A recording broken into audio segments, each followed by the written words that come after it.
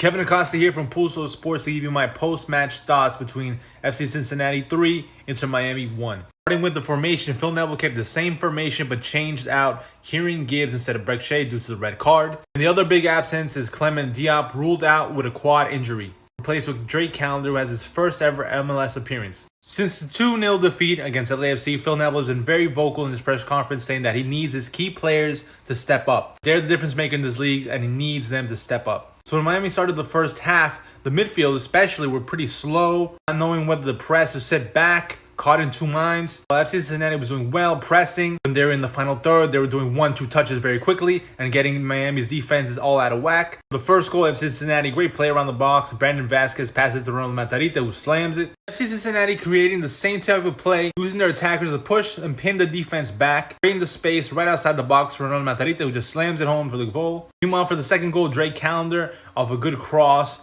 from Matarrita to Brandon Vasquez for the header. Leaves his line and commits too soon. Miami was finding ways to cause damage for FC Cincinnati, especially down the right-hand side with DeAndre Yedlin running up and down the right wing. It was always quite lacking that final pass in the end. Another thing I noticed that Miami keep doing is playing out of the back when it's unnecessary and too risky, or hitting it long and hoping that Campana can knock it down. Besides that, in this match, we did not see too many plays between the midfielders, too many 1-2s. This is where I believe it has to come down to Phil Neville and training. Especially try to bring in a player like Robert Taylor, who has shown promising signs in his first few games. About 70 minutes or more, he was looking lost out there, not having anyone really get the ball to him. He is someone that, in the absence of a number 10, can create plays and dish out passes for Gonzalo Higuain and Campana. Now, like I said, DeAndre Yedlin was finding ways to really worry FC Cincinnati. It eventually led to a penalty. And this, once Gonzalo Higuain scored it, it felt like the team finally took a breath and they woke up. Midfield started to be more aggressive. Callender had a good saves. But once the second half started, that looked lost also. Trailing for the whole game, Miami just didn't create enough goal-scoring chances,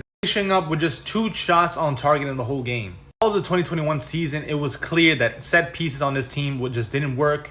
They needed to take a new approach to it. Neville stated that he has gone through the preseason and still to this day, practice after practice, to get the players on board and do the set piece as well. There's a lack of conviction in this. Lassiter had a good chance at the end. The rest are won by opposing teams' defenders. Despite this being a new group, for the guys that Phil said that he picked along with Henderson, same results are occurring. What's more concerning is this team doesn't have that reaction to go right after and try to get that goal right away back to tie the game. Some players' just form has dropped. Last season, Gregory, for example, was playing much better than he has currently. And yes, he did return a little bit later than the others for preseason. As the captain, you expect more.